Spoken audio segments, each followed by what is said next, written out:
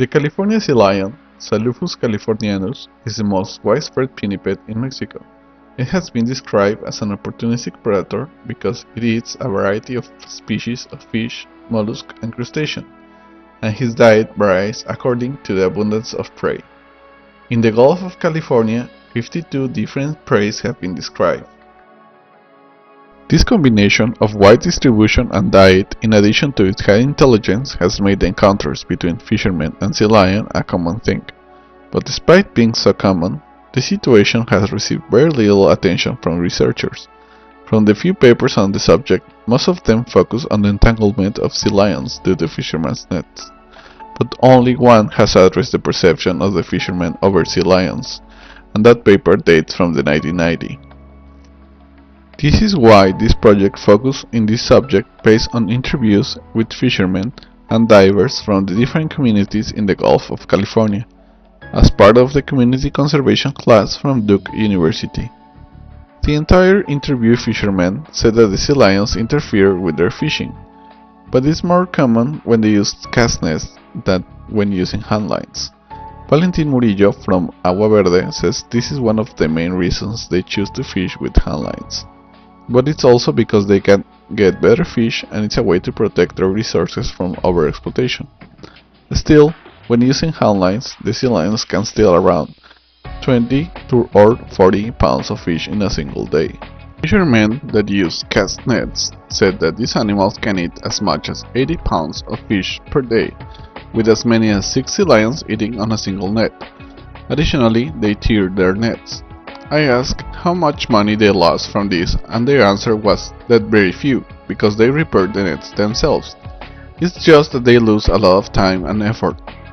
Cosme from Vallaquino said that some of the sea lions steal as much as 140 pounds of fish, but they don't eat it all, they just eat some and they kill some more and they will come back for them later. As for commercial divers, they didn't report any problems with the sea lions. They say that sometimes they are curious and approach the divers, but rarely steal something from them. I ask what kind of fish they steal the most. The answer varies a lot, especially between locations. Tacho from San Jose Island says it's mackerel. Valentin from Agua Verde mentions red snapper, a first quality fish, and ocean whitefish, a low quality species. Another fisherman from Agua Verde mentioned the same ones and added the cardinal.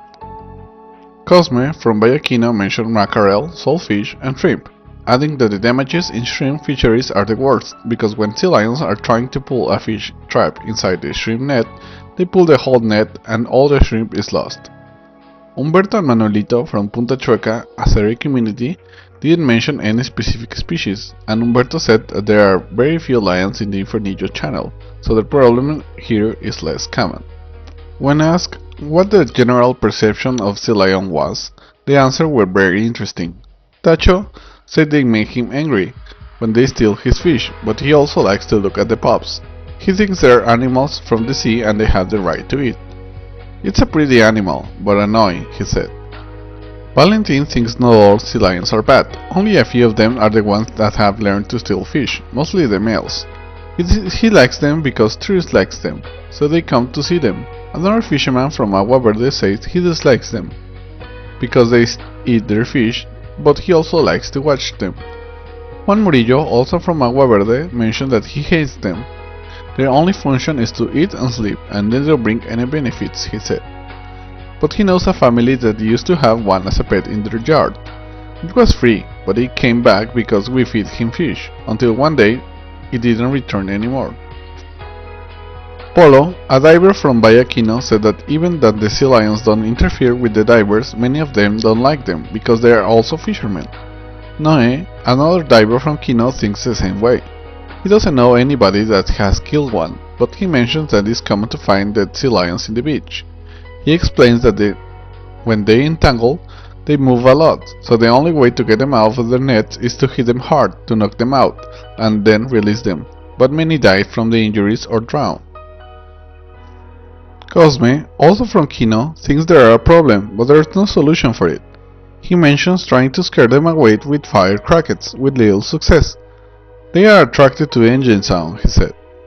Some people he knows carry guns on their boats. but he doesn't know how often they use them against sea lions. But many come so close to the boat that they can use harpoons to harm them.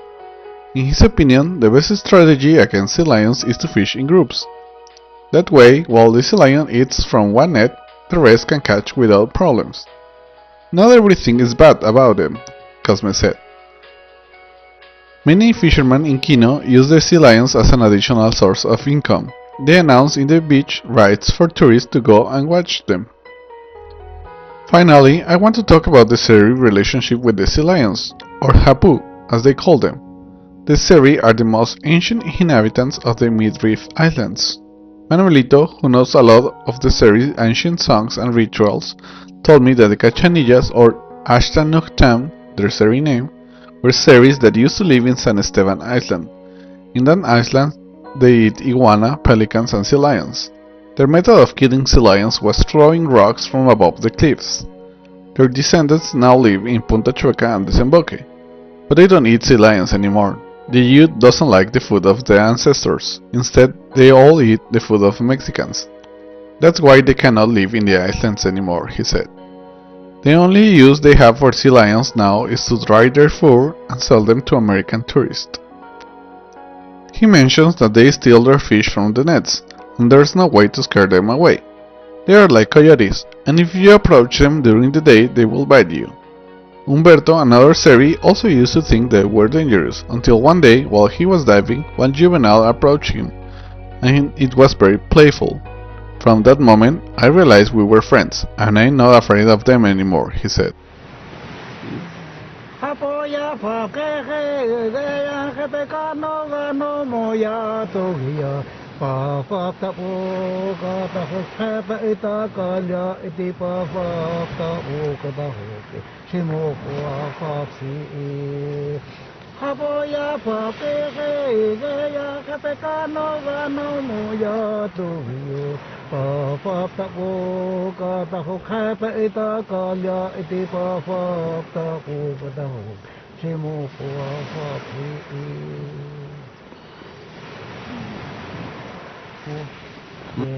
Manuelito knows two Seri songs about sea lions. The first one describes a group of sea lions swimming in the ocean and resting on the rocks. The other one is about a jumping competition between a sea lion and a shrimp, but it doesn't mention who wins.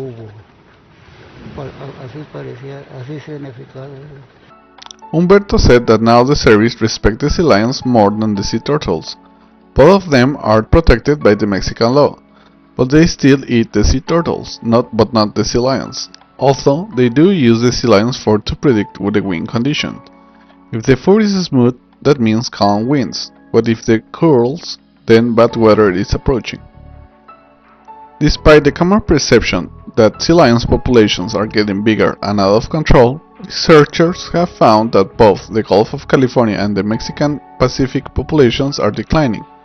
This is probably due to reduced abundance of fish as a result of El Niño events and overfishing. The interaction between sea lions and fishermen hasn't been considered in those analyses. These are both conservation and economic problems for the sea lions and the fishermen respectively, and need further research. Thank you.